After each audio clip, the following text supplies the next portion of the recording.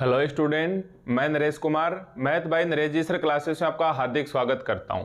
आज फिर से हम एमएससी प्रीवियस जिसके अंदर हमारे पास पेपर फर्स्ट चल रहा है एडवांस एब्स्ट्रैक्ट अलजेब्रा, और आज इसके अंदर हमारे पास यूनिट थर्ड में लेक्चर नंबर 2 है और इसके ऊपर स्टार लगा हुआ है। इसका मतलब ये क्या है, यूनिट थर्ड का अथवा वाला पार्ट है। इससे पहले वाला पार्ट है वो हम चैप्टर 9 से पढ़ चुके हैं फील्ड एक्सटेंशन से।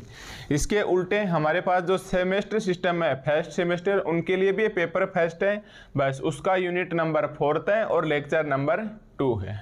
ठीक है, तो ये फर्स्ट सेमेस्टर स्टूडेंट्स के लिए कंपलसरी है और जिसका साल में एक बार एग्जाम होता है उसके लिए ऑप्शनल है, और अगर आपके पास टाइम है तो इस यूनिट को पढ़िएगा जरूर। ठीक है, तो देखो आज हमारे पास इसका सेकंड लेक्चर है। फर्स्ट लेक्चर के अंदर हमारे पास इस चैप्टर के बारे में हमने बेसिक डिस्कशंस किया था, जिसके अंदर हमने गलोई थ्योरी ग्रुप वगैरह के बारे में छोटी मोटी जानकारी सीखी थी, है ना। तो देखो अगर मैं लास्ट लेक्चर्स 1 की एक बार बताना चाहूँ तो केवल और केवल इतना सा समझिए कि एक है हमारे पास गलोइज ग्रुप और एक है हमारे पास गलोइज एक्सटेंशन। ठीक है, तो मैं मानते हुए चलूँगा ये दो वर्ड से कि हमारे पास गलोइज ग्रुप क्या होता है। तो एक बार इतना सा याद रखो कि इसे GK/F से डिनोट करते हैं। ये अलग बात है, इसकी definition this set of all automorphism of F fix F point wise होती है। एक हमारे पास वर्ड आता है गलोइज एक्सटेंशन, एक आता है हमारे पास वर्ड से गलोइज एक्सटेंशन। इन दोनों के बारे में मैं लेक्चर्स नंबर 1 के अंदर बता चुका हूँ। ठीक है, लेक्चर्स नंबर 1 के अंदर मैं आपको बता चुका हूं। तो आज इससे रिलेटेड हम एक थ्योरम्स करना चाहेंगे। तो ये आपके पास पता है चैप्टर नंबर 10 चल रहा है गलोइज ग्रुप नाम से। ठीक है, तो इसके अंदर हमारे पास अगर मैं थ्योरम की बात करूं तो ये चैप्टर नंबर 10 से है गलोइज ग्रुप। इसके अंदर ऐसे है थ्योरम 10.1, 10.2, 10.3, 10.4, 10.5 और 10.6। तो इसके अंदर 10.6 की थ्योरम है वो इम्पोर्टेंट है। स्टार्टिंग की 3 थ्योरम है वो अपने सिलेबस में नहीं है, ये इनके बारे में ही बेसिक बताना चाह रहा है कि एफ ऑटोमॉर्फिज्म क्या होता है, फाइनाइट वगैरह क्या होता है। तो इस ऑटोमॉर्फिज्म से रिलेटेड वो ज़्यादा डेफिनेशन है। अब हमारे पास बचती है 10.4 की थ्योरम। तो एक तो 10.4 की थ्योरम का आप केवल और केवल स्टेटमेंट याद रखोगे, ये इतनी इंपॉर्टेंट नहीं है। 10.5 भी हमें नहीं करनी, केवल और केवल इस वाले हिस्से में हमें 10.6 थ्योरम करनी है, और इससे रिलेटेड 1-2 एग्जाम्पल करेंगे जो आपको नेक्स्ट लेक्चर्स में बताएंगे। तो सबसे पहले आप हेडिंग डालो थ्योरम नंबर 1 है, और ये थ्योरम्स 1 है, ये हम सबसे पहले 10.6 की करने वाले हैं। ये थ्योरम JPH की बुक में पेज 295 के ऊपर है, थ्योरम 10.6 के नाम से। और थ्योरम क्या कहती है, if capital K is a finite extension of a field F then the group GK/F of F automorphism of K is finite and order of, इसको क्या बोलेंगे, order of GK/F less equal K/F है। ठीक है, इस theorem को लिखने से पहले आप ये लिखेंगे थ्योरम 10.4 है। आप इसका स्टेटमेंट याद रखेंगे भाई, आप इसका स्टेटमेंट याद रखेंगे, इसका हमें कभी भी प्रूफ नहीं पूछता है। तो आप सबसे पहले इस थ्योरम्स को स्टार्ट करने से पहले, इस यूनिट को स्टार्ट करने से पहले थ्योरम ऐसे लगाइए एक थ्योरम्स जिसका हमें स्टेटमेंट याद रखना है। थ्योरम का स्टेटमेंट क्या कहता है, if K is a field, ठीक है भाई, K हमारे पास एक फील्ड है, एंड इफ सिग्मा 1 सिग्मा 2 से sigma n are distinct automorphism. Distinct मतलब क्या होता है, भिन्न भिन्न ऑटोमॉर्फिज्म है। जैसे हमारे पास जो डेफिनेशन है इसकी, इसमें आपको पता है सिग्मा A/A आता है और एवरीवेयर A बिलोंग करता है फील्ड F के अंदर। ये डेफिनेशन में आती है गलोइज ग्रुप के, जो पहले वाले लेक्चर्स में बता चुका हूं। अब अगर ये क्या है, सिग्मा क्या थी, वहां मैपिंग थी, आप याद करो, वहां सिग्मा क्या थी, एक मैपिंग थी K to K। अब अगर ये बहुत सारी आ जाए तो ये फील्ड क्या बोल रहे हैं कि if capital K is a field, ठीक है, ये K हमारे पास एक फील्ड होनी चाहिए, and if sigma 1 sigma 2 sigma n are distinct automorphism. Are distinct, एक बार 1 आ जाएगा, एक बार 2 आ जाएगा, एक बार 3 आ जाएगा, एक बार n आ जाएगा, भिन्न भिन्न डिस्टिंक्ट ऑटोमॉर्फिज्म है ऑफ कैपिटल K के ऊपर। Then it is impossible to find A1 A2 AN not all zero इनके such that A1 sigma 1 U1 A1 sigma 1 U plus A2 sigma 2 U2 U plus AN sigma n U is equal to zero everywhere U belong करे इस field के अंदर, everywhere U belong करे इस field के अंदर। हालांकि मेरे को इसका प्रूफ बताना चाहिए, बट एक बार अपन टाइम एडजस्ट कर रहे हैं, एग्जाम बिल्कुल नज़दीक आ चुके हैं, इसलिए हम केवल और केवल इसके अंदर आपको एक बार इंपॉर्टेंट थ्योरम करवाएंगे जो आपको एग्जाम में डायरेक्ट देखने को मिल जाएंगी। और वैसे भी थ्योरम काफ़ी हद तक समझोगे तो ये थ्योरम से भी आपके समझ में आ जाएगी, मैं बाद में इसको करवा दूंगा। पर एक बार हम सबसे पहले एक नंबर थ्योरम पे 10.6 की करने वाले हैं, और इसके अंदर हमारे पास ये स्टेटमेंट भी रहने वाला है। ठीक है, तो इस थ्योरम को लिखने से पहले आप इसका स्टेटमेंट लिखिए। स्टेटमेंट क्या कहता है हमारे पास नीचे वाले थ्योरम का, तो आप लिखिए if K is a field and if sigma 1 sigma 2 से sigma n are distinct automorphisms of K then it is impossible to find LM. ये इम्पॉसिबल पॉसिबल नहीं है, नॉट पॉसिबल बोल सकते हो। A1 sigma 1 U plus A2 sigma 2 U plus AN sigma n U is equal to zero everywhere U belong करेगा के अंदर। तो सबसे पहले आप इस स्टेटमेंट को या तो लिख लिया होगा या फिर वापस पीछे स्किप करके लिख सकते हो। ठीक है, अब हमारे पास आप डालो हेडिंग थ्योरम नंबर 1, और ये मानते हुए चलेंगे कि एग्जाम में पूछी गई है, बहुत ही इंपॉर्टेंट थ्योरम है।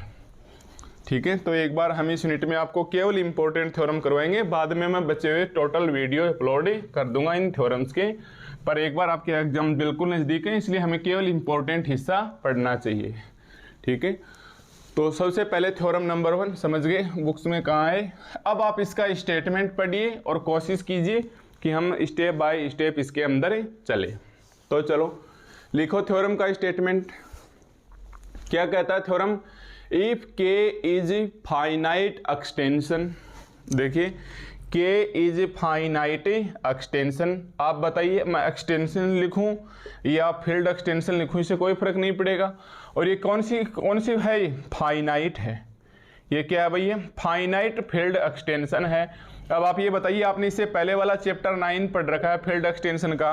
फाइनाइट फील्ड एक्सटेंशंस को आप कैसे लिखते हैं और फील्ड एक्सटेंशन को आप कैसे लिखते हैं, है भाई। फील्ड एक्सटेंशंस को आप कैसे लिखते हैं, ये के ओवर एफ होती है और ये के ओवर एफ होती है।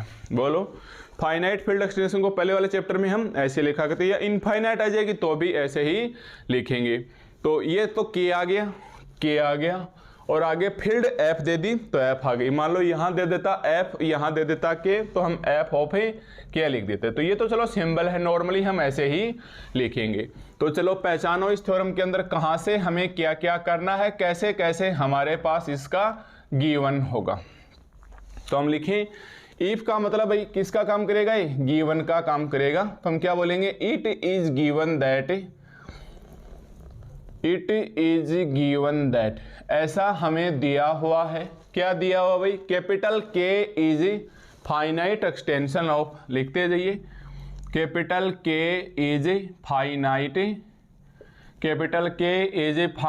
एक्सटेंशन, कैपिटल के is finite extension of a field F I. इसको किससे डिनोट करते हैं भाई, के ओवर एफ। इसको किससे डिनोट करते हैं, K over F is equal to finite, और फाइनाइट को आप एक बार एन बोल दो और इसे मान लो इक्वेशन नंबर 1। ठीक है भाई, फाइनाइट बोल दो इसे, K over F is equal to finite. मान लो फाइनाइट को हमने एन से प्रदर्शित कर दिया तो इसे बोल दो एन है। तो मेरे हिसाब से यहाँ तक कोई दिक्कत नहीं आएगी। ये दिया हुआ है कि if K is finite extension से of a field F. Okay, अब आगे पढ़िए। देन दी ग्रुप, देन का मतलब वैसे तो क्या होता है, सिद्ध करो, पर आगे पीछे का पूरा इसका पढ़ के एक बार आप फील कीजिएगा कहना क्या चाह रहा है। देन दी ग्रुप जी के ओवर एफ। अब ये बताइए जी के ओवर एफ वास्तव में क्या है आपके पास है, गलोइज। आगे एक्सटेंशन लिखूं या ग्रुप लिखूं, तो ये ग्रुप है। ठीक है, ये गलोइज ग्रुप है। तो देन द ग्रुप जी के over F of F automorphism of K is finite. ये भी हमारे पास क्या है, फाइनाइट आए एंड ऐसे भी आए। ठीक है, तो चलो लिखिए, देन का मतलब सिद्ध करना होता है, तो हम लिखेंगे now here we have to show that, now here we have to show that, अब हमें सिद्ध करना है कि, now here we have to show that the group, now then के बाद मतलब now here we have to show that the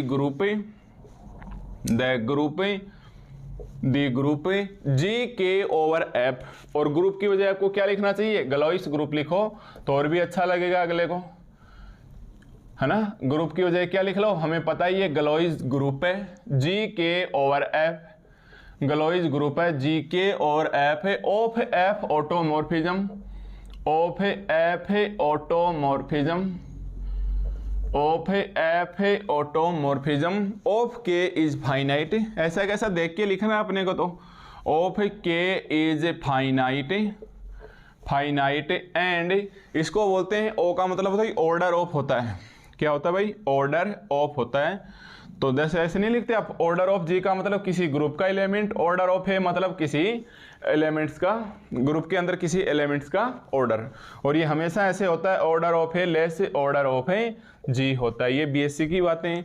तो यहाँ लिखेंगे ऑर्डर ऑफ जी, और ग्रुप किस प्रकार का आ गया, गलोइस ग्रुप, तो लगा लीजिएगा जी के ओवर एफ और लेस इक्वल के ओवर एफ, के ओवर एफ, ऐसा हमें सिद्ध करना है, ठीक है भाई, ऐसा हमें सिद्ध करना है। तो स्टार्टिंग की 4-5 लाइनें आप बिल्कुल आराम से लिख सकते हो, इसमें आपको किसी भी प्रकार की परेशानी नहीं होनी चाहिए। तो चलो ऐसा करते करते तो हमारे पास कम से कम थ्योरम की शुरुआत हुई। तो एक बार जितनी देर तक आप लिखोगे, मान लो इसे लिखने में 2 मिनट लेते हो, 3 मिनट लिखते हो, तब तक अगर आपका पढ़ा हुआ है तो गलोइस ग्रुप से रिलेटेड हर एक बात आपके ध्यान में आ जाएगी कि क्या करना है और क्या नहीं करना है। और देखो नहीं पढ़ा हुआ है वो तो इतना भी नहीं लिख पाएगा, ठीक है भाई। तो चलो अब हमें ऐसा सीधे करना है। अब हमारे पास वापस से देखो एक बार इसके अंदर फिर से जो प्रूफ करना है, इसके अंदर क्या कुछ गिवन है। तो क्या कहना चाह रही है, now here we have to show that, ठीक है।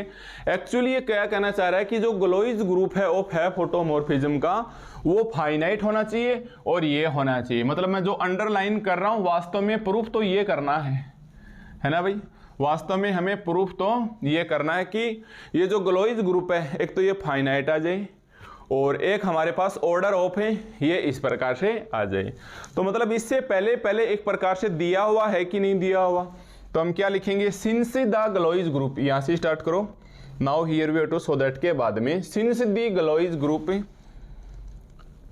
देखो सिंस द गलोइस ग्रुप,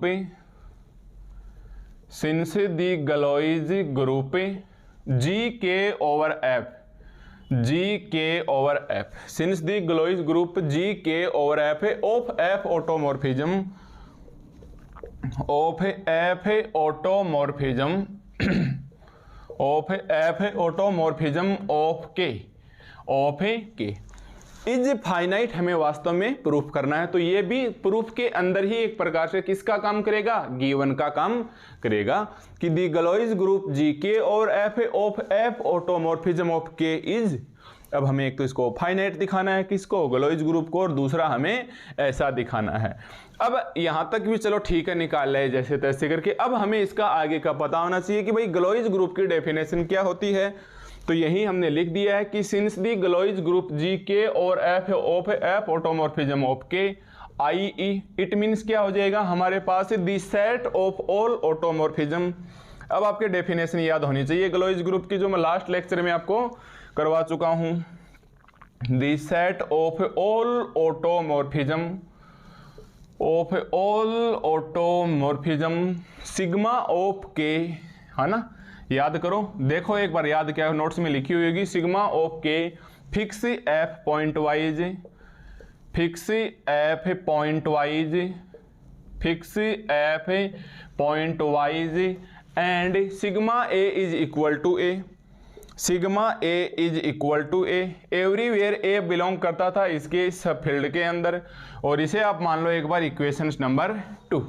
क्यों माने इक्वेशन 2, क्योंकि ये जो पार्ट है दी गलोइस ग्रुप जी के और F of F automorphism of के, इसको हमें फाइनाइट प्रूफ करना है तो एक प्रकार से ये गिवन का काम करेगा।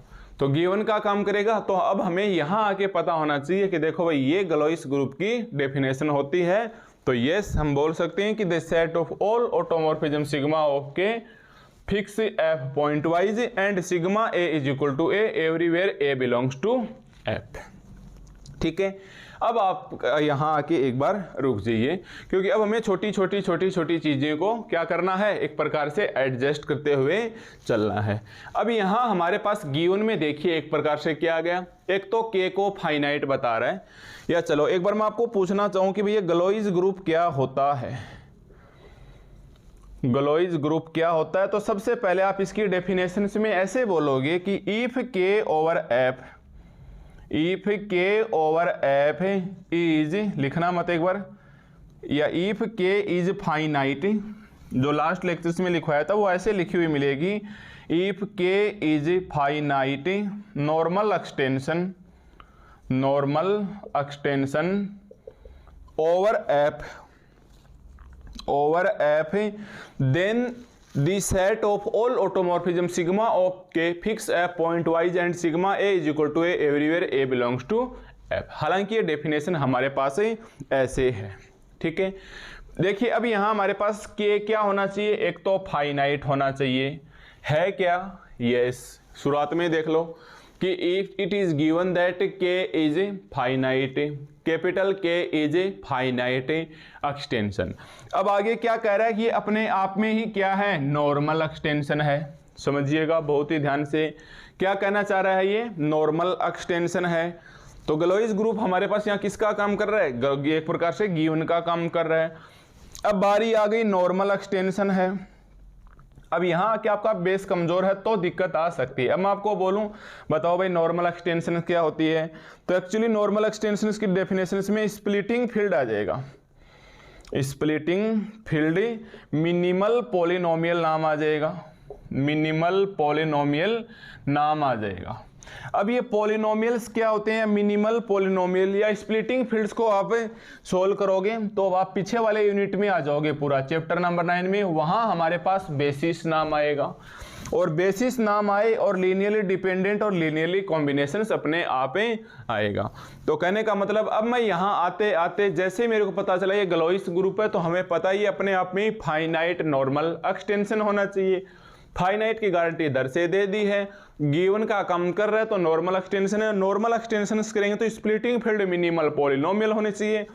पॉलिनोमियल्स को सोल्व करते वक्त वो हमारे पास फील्ड है वो बेसिस होनी चाहिए, बेसिस है तो वो लीनियरली डिपेंडेंट है और यूनिकली लीनियर कॉम्बिनेशंस के रूप में लिखा जाएगा। वो मैं आपको यहाँ बताऊंगा किस प्रकार से ऐसे लिखा जाएगा। तो कहने का मतलब अब हम इस बेसिस को काम में लेंगे। ठीक है, तो ये आपके लिए बिल्कुल एकदम से डरावना है अगर आपका पहला यूनिट नहीं पढ़ा हुआ है तो, बट अगर आपका चैप्टर 9 पढ़ा हुआ है तो काफ़ी हद तक आप इसे समझ जाओगे। ठीक है, तो अब हमारी मजबूरी है पीछे की इन चीज़ों को काम में लेते हुए चलेंगे, अदरवाइज मेरी आदत नहीं है कि मैं आप पे इल्ज़ाम लगाऊं कि देखो भाई आपका ऐसे ऐसे पढ़ा हुआ है।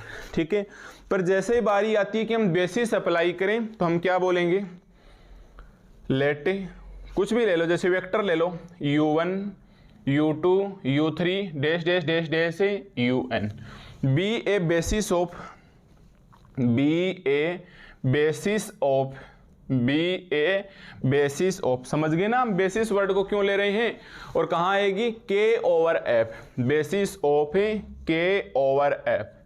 अब हम बेसिस को किस प्रकार से डिफाइन करते हैं ये आपको पता होना चाहिए। हम क्या बोलेंगे, let u1 u2 dash dash un be a basis of k over f। ध्यान देना किसके अंदर है, गलोइस ग्रुप के अंदर चल रहा है और गलोइस ग्रुप के अंदर ही फाइनाइट नॉर्मल एक्सटेंशन है। अरे गलोइस ग्रुप की डेफिनेशन यहाँ से स्टार्ट होती है, if capital K is finite normal extension, तो बेसिस भी इसी के अंदर आएगी।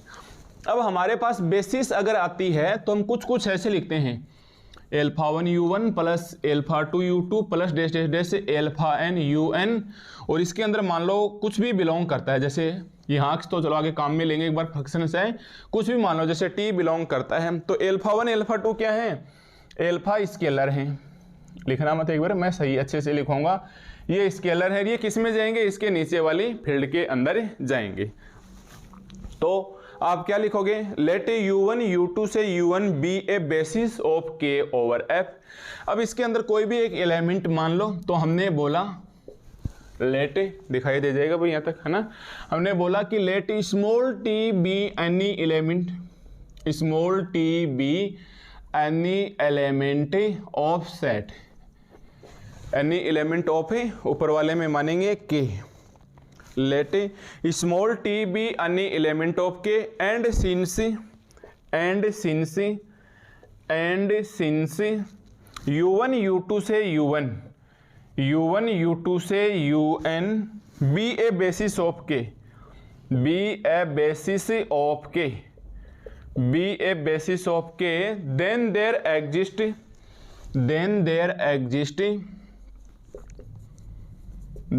देयर एग्जिस्ट, देखिए हमारे पास U1 U2 UN किसके अंदर बेसिस है, ऑफ के ओवर एफ के अंदर है। हमने माना कि let small T be any element of K and since U1 U2 से UN be a basis of K, therefore या देन देयर एग्जिस्ट, ये स्केलर ले लो, देन देयर एग्जिस्ट, ये स्केलर ले लो, एल्फा आई ले लो, एल्फा आई, और ऐसे बोल दो नॉट ऑल जीरो।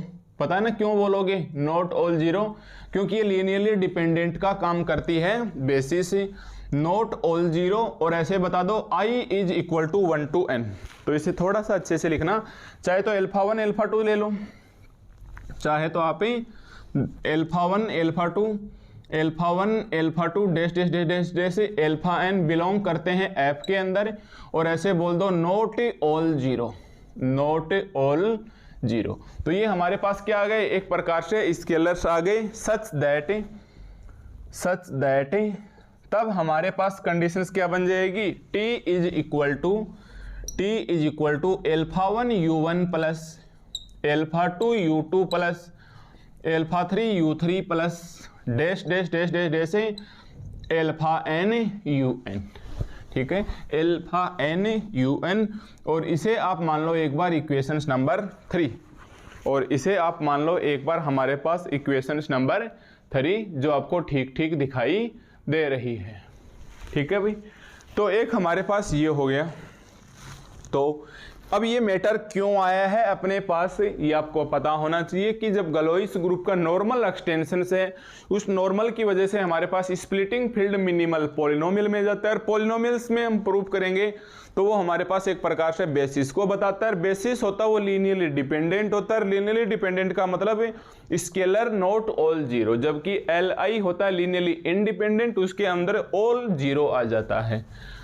तो हमने लिख दिया कि लेट U1 U2 से UN be a basis of K और एफ, और let T be any element of K and since U1 U2 से UN be a basis of K, then there exist, ये स्केलर्स हैं ध्यान रखना, alpha 1 alpha 2 से alpha n किस में बिलोंग करते हैं, कैपिटल F के अंदर, नॉट ऑल जीरो यानी लीनियरली डिपेंडेंट को बताते हैं, such that T is equal to alpha 1 U1 और alpha 2 U2 plus alpha n UN is equal to ये आ गया। और इसे आप मान लो एक बार इक्वेशन नंबर 3। तो मेरे हिसाब से यहाँ तक कोई दिक्कत नहीं आनी चाहिए। ये बेसिस आया है और हम बेसिस को इस प्रकार से डिफाइन करते हैं, तो ये हमारे पास हमको पता होना चाहिए। को काफ़ी हद तक आप इससे ऐसी बातों को पिछले वाले चैप्टर नंबर 9 में पढ़ चुके हैं, या लेक्चर्स 1 से लेकर लेक्चर 9 तक यूनिट 3 में पढ़ चुके हैं, ठीक है। तो अब मेरे को यहाँ थोड़ा सा जगह निकालने की ज़रूरत होगी, तो केवल 3 चीज़ें ध्यान रखना, इक्वेशंस नंबर 1, इक्वेशंस नंबर 2 और इक्वेशंस नंबर 3। और ये भी ध्यान रखना करना क्या है, एक तो हमें फाइनाइट प्रूफ करना है और एक हमें, ये तो यहाँ से देख लेंगे ना, एक तो फाइनाइट प्रूफ करना है और एक हमें इस प्रकार से प्रूफ ही करना है, ठीक है। तो ऐसे चलेंगे तब जाके हमारे पास ऐसी थ्योरम्स हैं, ये स्टेप्स बाय स्टेप्स सोल्व होंगी, अदरवाइज ये हमारे पास सोल्व नहीं होंगी किसी भी कीमत पे, ठीक है। तो हमें बिल्कुल छोटी बातों का ध्यान रखना है, और ये भी ध्यान रखना सेट ऑफ ऑल ऑटोमॉर्फिज्म है, ये इक्वेशन 2 है, इसमें क्या है, set of all automorphism sigma of K such that. तो इसको पूरा ही इक्वेशन 2 है, पर हम एक बार शॉर्ट के लिए ये इतना लिख के काम चलाएंगे कि sigma A is equal to A everywhere A belong करती है फील्ड एफ के अंदर। ये वाली बात आप याद रख लोगे ना, the set of all automorphism sigma of के। ठीक है, ये हमारे पास आ गई है इक्वेशंस नंबर 2 आ गई है। और इसी प्रकार ये आ गई है इक्वेशंस नंबर 3। क्या है equations number 3? Alpha 1 u1 plus alpha 2 u2 plus alpha n un, alpha n un, ये आ गई है हमारे पास इक्वेशंस नंबर 3। तो पहले तो ध्यान रखोगे ये हमारे पास थ्योरम है, और फिर ध्यान रखोगे ये हम एक बार साइड में ला चुके हैं। तो अब हम बिल्कुल स्पेस हमने निकाल लिया है, आगे बढ़ने लायक हम हो गए हैं। तो बताओ भाई, यहाँ तक अपने को मेरे हिसाब से किसी भी प्रकार की दिक्कतें नहीं होनी चाहिए। तो चलो अब हम बढ़ते हैं आगे। फाइनाइट प्रूफ करना है भाई, इसको हमें इसको फाइनाइट प्रूफ ही करना है। जैसे मान लो मैं एक बार एक ऐसी जो नॉर्मल सी बात देखो, 1 2 3 से लेके मैं बोलूँ ये n है। अब हमारे पास ये क्या है? फाइनाइट। अगर मैं इसे ऐसे सिद्ध कर दूं n+1 है तो क्या फाइनाइट रहेगी? नहीं, क्योंकि n+1 हो जाएगा, फिर n+2 भी हो जाएगा, और ऐसे चलते चलते चली जाएगी, तब ये हमारे पास इनफाइनाइट आ जाएगी। हमें प्रूफ करना है ये फाइनाइट है, हमने इतना मान रखा है। अगर मैं इसके आगे n+1 और मान लूँ तो ये क्या है? इनफाइनाइट है। तो मैं एक बार ऐसे ही कोशिश करता हूँ कि हम ऐसा मान सकते हैं कि नहीं। तो कोशिश को हम क्या लिखेंगे? लेट इफ पॉसिबल, अगर संभव हो तो माना कि, लेट इफ पॉसिबल गलोइस ग्रुप। अब या तो आप गलोइस ग्रुप लिखोगे, आगे आगे आप ऐसे लिख देना GK/F कंटेन, ये हमारे पास कंटेन मतलब लेके चलता है n+1 डिस्टिंक्ट, यानी हमारे पास भिन्न भिन्न ऑटोमॉर्फिज्म्स लेके चलता है, ऑटोमॉर्फिज्म्स लेके चलता है, जिसका नाम हमने क्या दे दिया? Sigma 1 sigma 2 dash dash dash dash sigma n+1। ऐसा हमने मान लिया कि देखो भाई, अगर संभव हो तो आप एक बार मान लो कि इसके अंदर n नहीं n+1 डिस्टिंक्ट ऑटोमॉर्फिज्म है, या भिन्न भिन्न ऑटोमॉर्फिज्म है। ठीक है, तो मैं एक बार फिर से गलोइस ग्रुप की डेफिनेशंस लिखना चाहूँगा। GK/F है, वो बोलता है if set of all automorphism, set of all automorphism sigma of K such that sigma of K fix है ना, sigma of K fix F pointwise, fix F pointwise such that sigma of A is equal to A everywhere A belong कर देगा field F के अंदर। ठीक है, और ऊपर ऐसे है ही इसकी डेफिनेशन में, if K is finite normal extension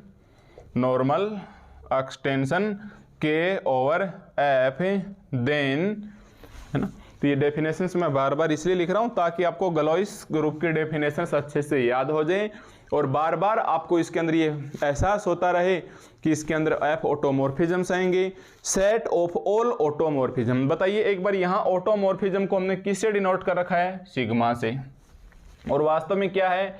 sigma belong field to field, ऐसे तो थी लास्ट ईयर लेक्चर्स में बताया था। अब हमें क्या करना है? सेट ऑफ ऑल, सारे सेट्स निकाल लो। तो हम एक बार बोलेंगे ये 1 है, एक बार हम बोलेंगे ये 2 है, एक बार हम बोलेंगे डैश डैश डैश डैश ये n है, सिग्मा n और n से n है। ये सब क्या है? ऑटोमॉर्फिज्म से। एक सेट ये हो गया, दूसरा सेट ये हो गया, n सेट ये हो गया। हमने कोशिश की है कि भाई n तक तो था ही था, हमने बोला है इधर। अगर ये कोशिश हमारी फेल हो जाएगी तब हम बोल देंगे कि नहीं ये n तक रहेगा, ये हमारे पास से n तक रहेगा, आगे तक नहीं जाएगा। ऐसे लिख लो एक बार। अगर हम बोल देंगे ये संभव नहीं हुआ तो हम बोल देंगे यहाँ तक है और n तक होगा, तो n क्या है हमारे पास? फाइनाइट। देखिए इधर इक्वेशन 1 में n क्या है?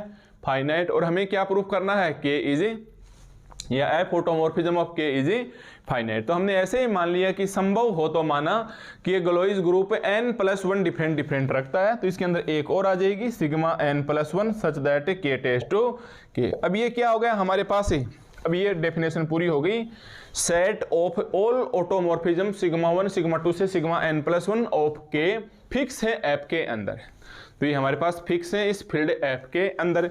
तो एक कंडीशन तो ये हो जाएगी sigma 1 a is equal to a, एक कंडीशन ये हो जाएगी sigma 2 a is equal to a, एक कंडीशन ये हो जाएगी sigma n a is equal to a. इसको हम बाद में लिख लेंगे एक बार केवल इतना सा समझो, ठीक है। तो हमने क्या किया, यदि संभव हो तो माना कि लिखना पड़ेगा ना भाई, sigma a is equal to a था तो सिग्मा 1 लेंगे तो sigma 1 a is equal to a. अब ए बी सी आप बदल के कुछ भी लिखोगे, जैसे मान लो ए में बदल के मैंने अल्फा 1 लिखा तो आप अल्फा 1 लिखोगे, इसमें अल्फा 2 लिखा तो अल्फा 2 लिखेंगे। तो ये तो हम बाद में कर लेंगे। तो मैं ये समझाना चाह रहा था कि मैंने ऐसे क्यों लिखी, कहाँ से ले आया सडनली मैं सिग्मा। तो यही है सेट ऑफ ऑल ऑटोमॉर्फिज्म, क्योंकि हम लास्ट ईयर लेक्चर्स के अंदर डेफिनेशन में सिग्मा से डिनोट कर चुके हैं, इसलिए आपको सिग्मा 1 सिग्मा 2 से लेके सिग्मा n तक ही चलना है। अगर आप छोटे f रखते हो तो f1 f2 से fn चलना, बट उस चीज़ का आप ध्यान रखना, ठीक है। मतलब जो भी सिंबल आप काम में ले रहे हो उसे आप एंडिंग तक काम में लेते हुए चलना, और इसके अंदर कुछ भी नई बात नहीं है, बस यही छोटी छोटी सिंपल सी बातें हैं जो आप अच्छे से समझ सकते हैं, ठीक है। आगे फिर इसकी कैलकुलेशंस बचती है, कैलकुलेशंस को तो हम किसी भी प्रकार से सोल्व कर सकते हैं, ठीक है भाई। अब देखो हमारे पास यहाँ में आके फिर से एक चीज़ लिखता हूँ, क्योंकि हमारे पास सेट ऑफ ऑल ऑटोमॉर्फिज्म आ गए, सेट ऑफ ऑल ऑटोमॉर्फिज्म आ गए। तो मैं एक बार यहाँ लिखना चाहूँगा नाउ लेट अस कंसीडर, हमने माना कि the homogeneous systems of linear equations, the homogeneous system of linear equation, system of linear equations. या भैया लाइन आपके भारी पड़ेगी भाई, अचानक मैं ऐसा क्यों लिख रहा हूँ। n+1 अननोन से विच कोफिशिएंट के सच दैट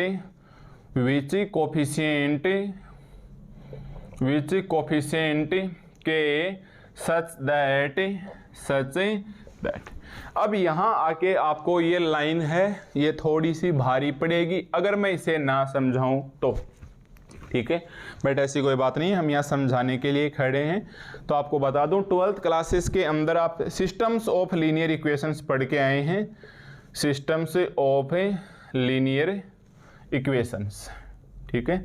अब आप हिंदी मीडियम में पढ़ के आए हैं तो आपने देखा होगा कि रेखाओं का निकाय, सरल रेखाओं का निकाय। अगर मैं ऐसे लिख दूं तो आप आराम से समझ जाओगे कि a11 a12 a13, अगर मैं 3 तक का ही लूँ एक बार, a21 a22 a23 a31 a32 a33, आप ऐसे पढ़ के आए थे कि वहाँ ऐसे हुआ करता था ax is equal to b।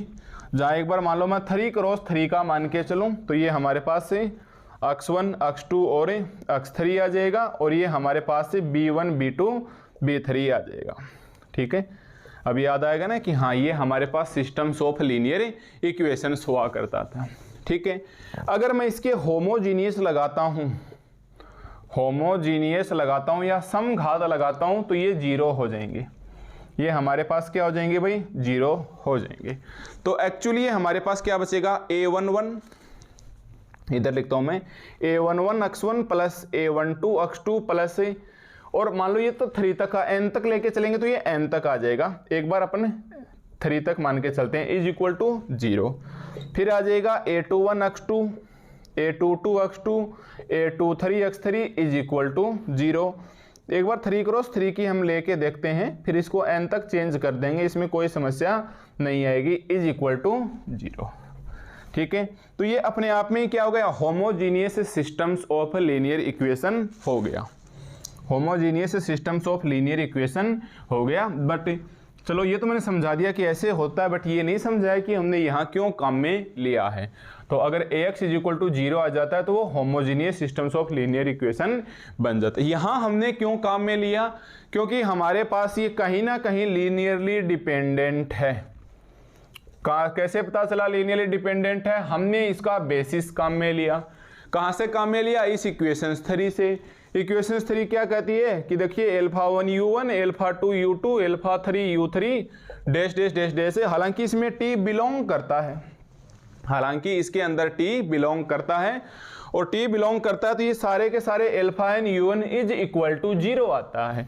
तो मतलब ये जो सिचुएशंस है कि एक स्केलर एक वेक्टर, एक स्केलर एक वेक्टर, तो ये हमारे पास एक स्केलर एक वेक्टर, और वेक्टर यहाँ अननोन का काम करेगा। अननोन मतलब जिसकी हमें वैल्यू पता नहीं हो, जो हम फाइंड करना चाहें। तो अननोन क्या है, यहाँ एक x1 आ गया, एक x2 आ गया, एक x3 आ गया। तो बताओ ये इक्वेशन इसके अंदर मैच हो गई कि नहीं होगी। Linearly dependent, for linearly dependent is basis, और फॉर बेसिस के लिए इसको 0 लेके आना है। फिर साथ साथ इसकी डेफिनेशन क्या बोलती है ग्लोइज ग्रुप की, the set of all, the set of all. ये तो बोल रहा है सिर्फ एक मैपिंग के लिए, ये बोला सारा का सारा सेट लेके आओ, तो ये दूसरा, ये तीसरा, ये डैश डैश डैश डैश एनवा आ जाएगा। ठीक है भाई, ये डैश डैश डैश डैश एनवा आ जाएगा। लेंगे किसके अंदर, यहाँ तो हमारे पास फील्ड क्या थी, एल्फा बिलोंग कर रहे थे एफ के अंदर। यहाँ फील्ड का काम कौन कर रहा है, आपको पता है, ऊपर वाली फील्ड है, आपको ये तो पता है ना, कहीं भूल ना जाना साथ साथ, कि ऊपर वाली हमारे पास फील्ड का काम करती है और नीचे वाली हमारे पास सब फील्ड का काम करती है। तो फील्ड ले लिया, तो कोफिशिएंट किसके अंदर लेंगे, के सच दैट। तो किस प्रकार से लिख दूं, मैं से लिख दूं ना, ये लो, ठीक है। तो ये अब हम कोफिशिएंट्स को इस प्रकार से लिखेंगे, a11 x1 plus a12 x2 plus a13 x3 plus dash dash dash dash a11 xn। ठीक है, अब यहाँ a11 a12 a13 तो हमारे पास क्या थे, मैट्रिक्स के माने थे, हमने अभी हमने मैट्रिक्स के माने थे। यहाँ हम क्या लेके चले भाई, सिग्मा 1 ले लो। यहाँ हम क्या लेके चले, सिग्मा 1, और वो एलिमेंट्स क्या माने, देखो एक मिनट रटना मत। इक्वेशंस नंबर 2 क्या कहती है, sigma of A is equal to A everywhere A belong करती है एफ के अंदर। हमें सबसे पहले कौन सी मैपिंग लेके चलनी है भाई, सिग्मा 1, फिर हमें सिग्मा 2, फिर sigma 3 dash dash dash sigma N या सिग्मा एन प्लस 1, तो सिग्मा एन प्लस 1 तक। ठीक है, एक ही जगह हम क्या लिखें, एक बार वेक्टर ले लें u1 u2 u3, एक बार ले लें पूरे के लिए u1, एक बार ले लें u2, एक बार ले लें u3, एक बार ले लें un। तो यहाँ मैं स्टार लगा रहा हूँ ताकि थोड़ा सा आप ध्यान रखें, समझा चुका हम क्यों ऐसा काम में ले रहे हैं। तो आपको लिखना है, now let us consider the homogeneous systems of linear equation n plus 1 unknown which coefficient of k such that. तो सबसे पहले आप लिखोगे सिग्मा 1 u1, सिग्मा 1, और इसके अंदर क्या आ जाएगा u1, और ये अननोन रहने दो एक बार ऐसा कैसा, प्लस सिग्मा 1 आएगी या सिग्मा 2 आएगी, सिग्मा 2, अंदर एक बार u1 ही रहने दो, ये कितना आ जाएगा x2, plus dash dash dash dash dash dash last कितना आ जाएगा, सिग्मा n प्लस 1। इसे देखना भाई, अब मैं इसे हटा रहा हूँ, ठीक है। लास्ट कितना आ जाएगा, सिग्मा n प्लस 1, तो इसके अंदर भी क्या आएगा, u1 ही आएगा, मतलब फर्स्ट रो के अंदर u1 u1 u1 आ जाएगा, इज इक्वल टू क्या आएगा 0, इज इक्वल टू में क्या आएगा 0। इसी प्रकार आप क्या ले लोगे, u1 की जगह आप u2 ले लो। इसी प्रकार हम क्या करेंगे भाई, u1 की जगह u2 ले लेंगे, u3 ले लेंगे, और un लेके चलोगे या un प्लस 1, तो लास्ट में हम आ जाएंगे un प्लस 1 के अंदर। तो लास्ट में हम कहाँ आ जाएंगे, un प्लस 1 के अंदर। तो सेकंड क्या आ जाएगा, ये सिग्मा 1, u1 की जगह क्या आ जाएगा, u2 आ जाएगा, u1 की जगह केवल क्या आ जाएगा, u2 आ जाएगा, और u1 की जगह केवल और केवल कितना आ जाएगा, u2 आ जाएगा, और इज इक्वल टू 0। ठीक है, अब मैं इसे लिखूंगा dash dash dash dash dash, आप समझ गए, n तक चलें इसके, dash dash dash dash dash dash dash, कितना आ जाएगा भाई, n लिखूं या n प्लस 1 लिखूं। तो आपने देखा सिग्मा 1 है वो n प्लस 1 तक जा रहा है, और ऐसा हमने देखा है कि लेट इफ पॉसिबल, अगर ऐसा हो तो हम लिखेंगे। तो ये un प्लस 1 आ गया, इसको क्या लिखेंगे, सिग्मा 2 un प्लस 1 आ गया, plus dash dash dash dash से सिग्मा n प्लस 1, यहाँ कितना आ जाएगा रे, un प्लस 1 आ जाएगा, is equal to 0, is equal to 0। चाहो तो अब इसे मानो इक्वेशंस 3, इसे मानो इक्वेशंस 4, इसे मानो इक्वेशंस 4, या फिर इन सभी को मिक्सिंग में लिख दो। यस, या फिर इन सभी को मिक्सिंग के अंदर लिख दो। ठीक है, तो हमारे पास देखो ध्यान देने वाली बात क्या है, क्या आप यहाँ UN+1 n+1 लिखोगे? सोच के बोलना भाई, UN+1 लिखोगे? नहीं। क्यों नहीं लिखेंगे? एक तो U1 चल रहा है, ऊपर देखो इक्वेशन नंबर 3 के अंदर U1 चल रहा है, फिर दूसरे के लिए वेक्टर चल रहा है U2, फिर हमारे पास लास्ट कौन चल रहा है? UN। ध्यान से देखिएगा, लास्ट कौन चल रहा है? UN। तो आप यहाँ लास्ट क्या लेके आओगे? केवल और केवल UN। तो गलती मत कर देना, ऐसे ही हो जाएगी देखते ही देखते। तो लास्ट वेक्टर है सिग्मा UN, मतलब सिग्मा है वो तो n+1 तक चल रही हैं, पर U1 U2 लास्ट जाके UN पर अटक रहा है। तो आपको भी UN तक जाके रुक जाना है या अटक जाना है। तो यहाँ भी कितना आ जाएगा? UN आ जाएगा, x2 आ जाएगा, plus dash dash dash dash, यहाँ सिग्मा n+1, यह भी आ जाएगा UN = 0। क्या मैं इन सारी इक्वेशनों को मिक्सिंग लिख सकता हूँ? कैसे? देखो कोशिश करते हैं। σ1 UI plus σ2 UI x2 plus dash dash dash dash sigma n+1 UI = 0 और इसको आप नाम दे दो इक्वेशंस नंबर 4 और ये बता दो where I = 1 to n, where I = 1 to n। अब आप बताइए मैं I के इक्वल में 1 to n लिखूं या मैं I = 1 to n+1 लिखूं? सोच के बोलना।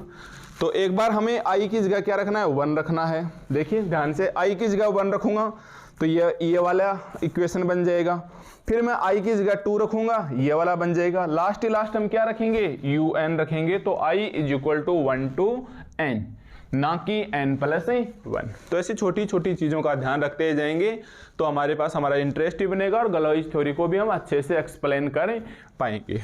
ठीक है, अब इसके अंदर I की जगह कोई भी वैल्यू रख लो, 1 रखा, ये इक्वेशन बन गई, 2 रखा, ये बन गई 3 4, n रखोगे तो ये सारी की सारी इक्वेशन बन जाएगी।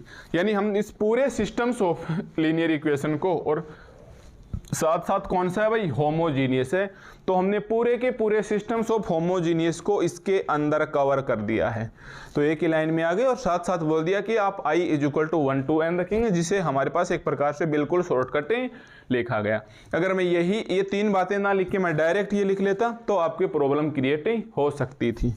तो अब आप कुछ homogeneous systems of linear equation को भी समझा होगा और देखा होगा किस प्रकार से हमारे पास पीछे की जो बातें हैं 12th क्लासेस वगैरह की, मैट्रिक्स निकाय वगैरह की, तो कैसे अपना छोटा छोटा अहम योगदान इसके अंदर ही देती हैं। ठीक है, तो चलो भाई एक तो यहाँ तक आ गई। अब हमारे पास क्या करना है? ये systems of homogeneous linear equation सिर्फ और सिर्फ n+1 डिस्टिंक्ट ऑटोमॉर्फिज्म की वजह से आ गए हैं। तो ये तो हो गया हमारे पास सिस्टम्स ऑफ लीनियर इक्वेशन। अब हमें इसका क्या चाहिए? सॉल्यूशंस चाहिए, है ना भाई। अब हमें इसका क्या चाहिए? सॉल्यूशंस चाहिए। अरे वहाँ भी तो आप सॉल्यूशंस निकालते थे, Δ1/Δ, Δ2/Δ, क्रेमर रूल निकाला करते थे और बहुत सारे रूल्स हैं 12th क्लासेस के अंदर, जिसमें क्रेमर रूल सबसे इम्पोर्टेंट हुआ करता था, है ना। तो अब हमें क्या निकालना है? इसका सॉल्यूशंस निकालना है। तो जस्ट इस इक्वेशंस के नीचे लिखना in the systems of linear equation, in the system of a linear equation, in the system of a linear equation, यानी हमारे पास जो इक्वेशंस 4 में सिस्टम बनाया है, ऐसे लिख दो equations 4 a non trivial solutions, a non trivial solutions. अब तक आप यूनिट फर्स्ट पढ़ चुके हैं तो ट्राइवल सॉल्यूशंस यानी तुच्छ हल के बारे में आप सीख चुके हैं, जिसका मोटा मोटा मीन्स होता है not all zero. Not all zero का मतलब होता है लीनियरली डिपेंडेंट, और लीनियरली डिपेंडेंट का मतलब होता है बेसिस। सो x1 = अब ये जो अननोन है इसको आप मान लो a1, x2 को आप मान लो a2, डैश डैश डैश इसके वो और लगाना भाई, इसके xn+1 और लगाना, भूल ना जाना। इसके xn+ देखो 1 x1 2 के साथ x2 तो n+1 के साथ है xn+1, तो dash dash dash dash dash u x n plus one is equal to कितना आ जाएगा ए एन प्लस वन। और साथ साथ बताना ये किसके अंदर है, इन फील्ड के अंदर, इन फील्ड के अंदर। ये लाइन लिखना जरूरी है क्योंकि जो नॉन ट्राइवल सॉल्यूशन है, नॉन जीरो सॉल्यूशन है और नॉट ऑल जीरो किसके अंदर होते हैं, फील्ड के अंदर। अरे भाई लीनियरली डिपेंडेंट निकालेंगे, वहां बोला था अल्फा 1 अल्फा 2 अल्फा एन, ये एफ आई उसमें बोला था फील्ड के अंदर बोला था, जबकि हमारे पास यहाँ फील्ड क्या चल रही है, ऊपर वाली फील्ड और नीचे वाली सब फील्ड है, तो हमने बोल दिया इन फील्ड के। ठीक है, देन फ्रॉम इक्वेशंस फॉर, मतलब हमारे पास तब इक्वेशंस 4 की हेल्प से क्या होगा। तो कहने का मतलब ये जो अननोन थे आपके पास x1 x2 x3 xn है, उसको हटा के आप a1 a2 an प्लस 1 रख दीजिएगा और ये सब a1 a2 an प्लस 1 हमारे पास फील्ड या इसके सब फील्ड के एलिमेंट्स हैं। तो रखिए, चलो यहाँ हम a1 रखेंगे तो ये कितना बचेगा, sigma 1 ui a1 plus sigma 2 ui a2 plus dash dash dash sigma N plus 1 u i into a n is equal to 0। अब आपको पता है A1 एक प्रकार से A1 A2 किसके काम कर रहे हैं, फील्ड के काम कर रहे हैं या स्केलर का काम कर रहे हैं। तो ये कांस्टेंट है, इसको बाहर ले लो या इसको आप ऐसे लिख दो कि और A1 sigma 1 u i plus A2 sigma 2 u i plus dash dash dash dash a n plus 1 लगाना भाई इधर, a n plus 1 sigma N plus 1 into u i is equal to 0। और ये आ गई है हमारे पास इक्वेशंस नंबर 5। और साथ साथ ये भी बताना कि आई क्या है, लिखना भाई ये हमारे पास क्या आ गई है, इक्वेशंस 5 आ गई है। और ये लिखना ना भूलना कि for i is equal to 1 to n, आगे n प्लस 1 भी ना लगा देना, आगे n+1 भी ना लगा देना। ठीक है, तो ऐसे करते करते हम आ चुके हैं हमारे इक्वेशंस नंबर 5 के अंदर। ठीक है भाई, तो हम आ चुके हैं हमारे इस इक्वेशंस नंबर 5 तक के, और मेरे हिसाब से आपको इस इक्वेशंस 5 तक किसी भी प्रकार की दिक्कतें नहीं होनी चाहिए। ठीक है, तो मैं एक बार नीचे लिख लेता हूँ इस इक्वेशंस को, या चलो ऊपर लिख लेते हैं इस इक्वेशंस 5 को, और बाकी ये सब बातें आप इसके अंदर भाई ध्यान रखने वाली हैं। तो आप इसका ध्यान रखिएगा कि कब हमने पॉसिबल माना था, कब हमने माना, कब हमें नहीं मानना है। तो बिल्कुल हम स्टेप बाय स्टेप समझते जाएंगे। बहुत सारी पीछे की चीज़ें ये चैप्टर अपने आप में इंक्लूड कर रहा है, और ये चैप्टर नहीं, ये गलोइज खुद कर रहा है। इन्होंने सारे साइंटिस्ट की छोटी छोटी बातें उठा के अपने हिसाब से इन्होंने एक्सप्लेन कर दी और अपने नाम पे पूरा चैप्टर बना दिया गलोइज थ्योरी, जिसको हम छोटी छोटी स्टेप समझते हुए आगे बढ़ना है। ठीक है, तो एक इक्वेशन हमारे पास ये आ गई, sigma 1 u i plus A2 sigma 2 u i plus dash dash dash a n plus 1 sigma N plus 1 u i is equal to 0 for i is equal to 1 to n। और ये है हमारे पास equations number 5। ठीक है भाई, तो अब तक हमारे पास इस हिस्से में इस इक्वेशंस 5 तक आ गए हैं, छोटी छोटी चीज़ों को मिलाते हुए।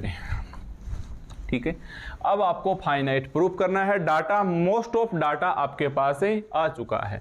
अब देखिए, सबसे पहले आप इक्वेशंस नंबर 3 से देखिए। नाउ फ्रॉम इक्वेशंस 3, क्योंकि अब जो हमने निकाल के छोड़ रखा है यहीं से देखेंगे।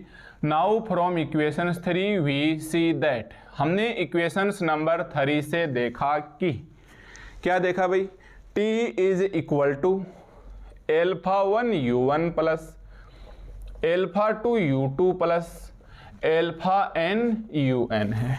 कोई दिक्कत यहाँ तक? नो। क्या मैं इसके दोनों साइड में सिग्मा 1 अप्लाई कर सकता हूँ? मैपिंग ही तो है एक प्रकार से, ये सिग्मा 1 क्या है भाई, मैपिंग ही तो है, फील्ड टू फील्ड। तो हमने क्या कर लिया, इसके मैपिंग अप्लाई कर लिया बोथ ऑफ साइड। तो बताइए यहाँ तक किसी भी प्रकार की कोई दिक्कत है तो? नो। इसको छोड़ दीजिए, ऐसा कैसा, sigma 1t is equal to, ठीक है भाई, sigma 1t is equal to. अब ये मैपिंग इसके ऊपर भी अप्लाई, इसके ऊपर भी अप्लाई और इसके ऊपर भी अप्लाई। शायद आप समझ जाओ, मेरे को ना बताना पड़े। Alpha 1 u1 sigma 1 alpha 2 U2 plus dash dash dash dash sigma 1 alpha n UN। कैसे कर दिया अलग अलग? तो आप पलट के आइए जस्ट पहले वाले चैप्टर के अंदर। पहले वाले चैप्टर के अंदर जब मैं आपको ऑटोमॉर्फिज्म समझा रहा था, सबसे पहले हमने लिखा था ऑटोमॉर्फिज्म ऑफ ए फील्ड की डेफिनेशंस लिखा था। अगर आपका प्रीवियस लेक्चर याद नहीं है तो नोट्स पलट के देखो, लिखा हुआ मिलेगा। और इससे पहले वाला चैप्टर नोट्स भी नहीं लिख रखे तो आपका कुछ नहीं हो सकता। वहाँ मैंने ऐसे बताया था f belong f test to f, जिसके अंदर तीन बातें सामने निकल के आई थी। F is 1 1, f is on to and f third में क्या था? F a plus b is equal to f of a plus f of b, और साथ साथ ए डॉट बी को हमने क्या लिखा था? F of a into f of b, जो रिंग होमोमॉर्फिज्म को बताती थी। फिर हमने एफ को बदल के सिग्मा कर दिया था, तो कोई दिक्कत नहीं, यहाँ आप बदल के सिग्मा कर दीजिए, यहाँ बदल के आप इसे सिग्मा कर दीजिए। तो ये सिग्मा ऑफ ए और ये सिग्मा ऑफ बी, ये सिग्मा इंटू ए और ये सिग्मा इंटू बी आ जाएगा। और यहाँ इन दोनों के अंदर एवरीवेयर ए बी किसके अंदर बिलोंग करते थे? इस एफ के अंदर। इस एफ को बदल के हमने कैपिटल के कर दिया था, तो ये किसके अंदर आ जाएंगे? कैपिटल के अंदर। तो पहले को तो मेरे को ये बताओ, ये जो alpha 1 U1 alpha 2 U2 alpha n U1 है, ये एक प्रकार से मिक्सिंग किसके एलिमेंट्स हैं? कैपिटल के अंदर। अभी लिखा था ना ये जो A1 A2, ये रहा A1 A2 AN, ये सब किसके हैं? इन फील्ड के अंदर लिखा था ना मैंने, ऐसे डॉट अंडरलाइन किया था, इन फील्ड के। अरे ऐसे देखो, x1 is equal to A1, x2 is equal to A2 in field के, ऐसे लिखा था। तो ये के फील्ड के एलिमेंट्स हैं, ठीक है। तो ये वाली प्रॉपर्टी मैं यहाँ काम में लेना चाह रहा हूँ कि देखो, अगर ये a प्लस बी है तो आप इनको अलग अलग सेपरेट प्लस ही कर सकते हो। तो हमने इसको क्या किया? सेपरेट प्लस ही कर दिया। फिर ये प्रॉपर्टी क्या कहती है कि अगर दो मल्टीप्लाई में है तो आप उनको सेपरेट फिर मल्टीप्लाई में बीच में डॉट लगा के कर देना। तो जस्ट इसका अगला स्टेप क्या आ जाएगा? Sigma 1t is equal to, अब इसको हम लिखेंगे, इसको एल्फा 1 के भी लगा दिया और U1 के भी लगा दिया, ठीक है। यहाँ हम क्या करेंगे? सिग्मा 1 एल्फा 2 के भी लगा दिया और सिग्मा 1 U2 के भी लगा दिया। डैश डैश डैश डैश, ये सिग्मा 1 एल्फा n के भी आ जाएगा और सिग्मा 1 UN के भी आ जाएगा। तो ये हमने क्या कर दिया? बिल्कुल इसके डिफरेंट ही लगा दिया है। बताइए यहाँ तक कोई दिक्कत है तो साइड में लिखने की जरूरत नहीं है।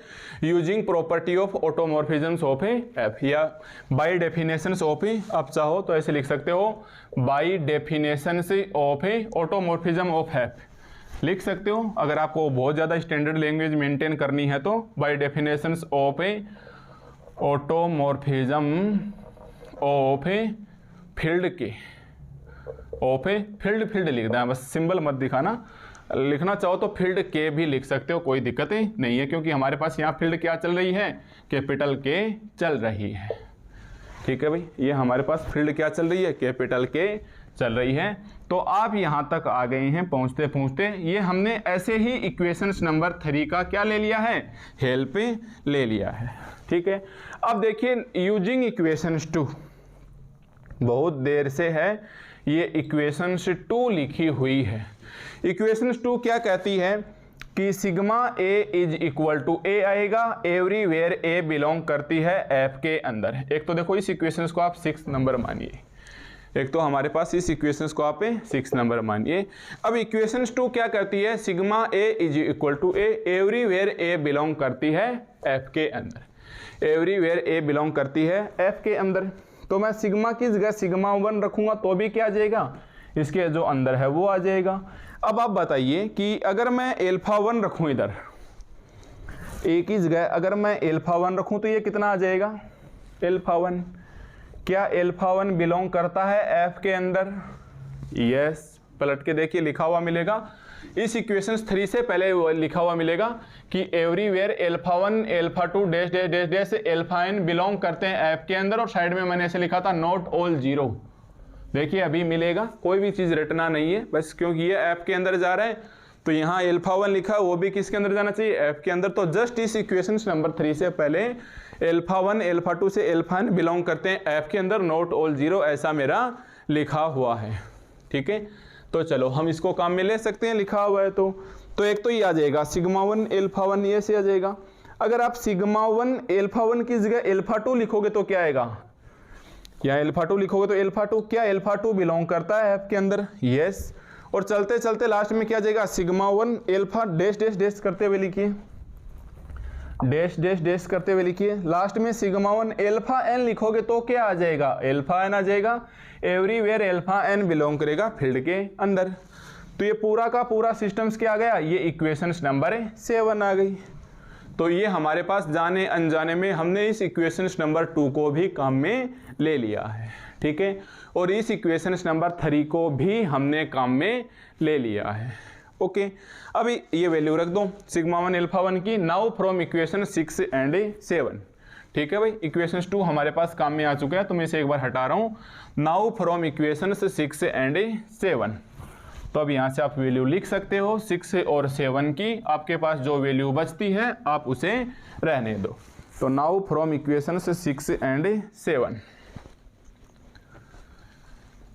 नाउ फ्रॉम इक्वेशन 6 एंड 7 क्या हो जाएगा भाई, सिग्मा 1t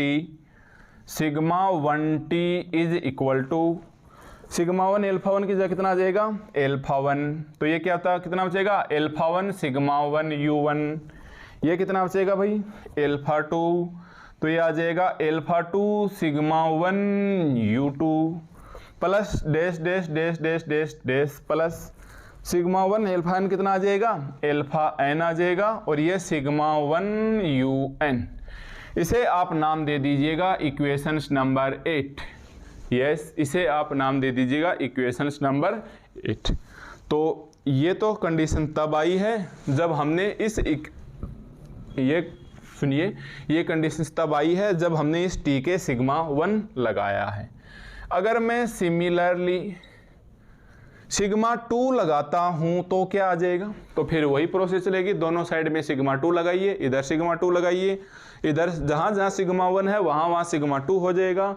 और यहाँ सिग्मा की जगह आप सिग्मा 2 रखोगे तो भी इससे कोई फर्क नहीं पड़ेगा, क्योंकि अंदर ये का यही आना है, अंदर ये का यही आना है। तो जस्ट सिमिलरली करके जहां सिग्मा 1 है आप वहां सिग्मा 2 कीजिए, एल्फा 1 रहने दो ऐसा कैसा, केवल सिग्मा को छोड़ना है बाकी नहीं, एल्फा को रहने दो, केवल सिग्मा 1 की जगह सिग्मा 2 रखिए, डैश डैश डैश केवल और केवल सिग्मा 1 की जगह 2 रखिए, बाकी हमें कुछ भी चेंज नहीं करना है।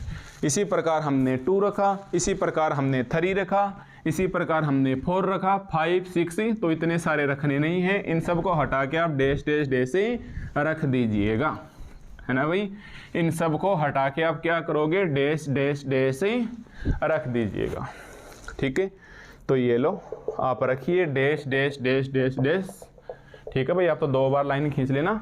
अब हमें एन रखना है, तो ये आ जाएगा sigma n t is equal to alpha 1 sigma n. बताओ, आप सोच के बोलोगे कि हमें लास्ट सिग्मा एन रखना चाहिए या सिग्मा एन प्लस 1 रखना चाहिए। तो वो लाइन मैंने मिटा दी है, वहाँ मैपिंग ऐसे थी सिग्मा 1 सिग्मा 2 से लेके sigma N plus 1 all set of automorphism ऐसे था ना।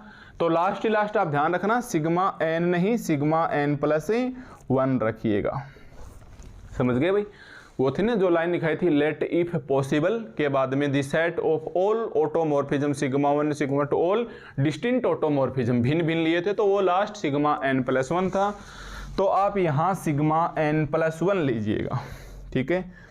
यहाँ आप सिग्मा एन प्लस 1 लीजिएगा, तो यहाँ भी हमारे पास सिग्मा एन प्लस 1 आ जाएगा, यहाँ भी हमारे पास सिग्मा एन प्लस 1 आ जाएगा, और यहाँ भी हमारे पास सिग्मा एन प्लस 1 आ जाएगा। और इसको हम नाम दे देते हैं इक्वेशंस नंबर 10, इसको हम नाम दे देते हैं इक्वेशंस नंबर 10, ठीक है। अब आपको मल्टीप्लाई करते हुए ऐड करना है ताकि ये हमारे पास मैच हो जाए। अब देखो वापस आइए एक बार इस इक्वेशन में, अगर मान लो सिग्मा 1 है, चलो यू आई की जगह एक बार हम टी मान लेते हैं, कोई फर्क नहीं पड़ेगा। तो इसके साथ मल्टीप्लाई क्या है, देखो एक बार इस यू आई को आप ए मान के चलो या टी मान के चलो, तो टी टी टी टी, तो सिग्मा 1 टी के साथ क्या है A1 मल्टीप्लाई है, सिग्मा 2 टी के साथ A2 मल्टीप्लाई है, और चलते चलते सिग्मा n+1 टी माने तो इसके साथ क्या है an+1 मल्टीप्लाई है। तो इसको ध्यान में रखते हुए हम क्या बोलेंगे, नाउ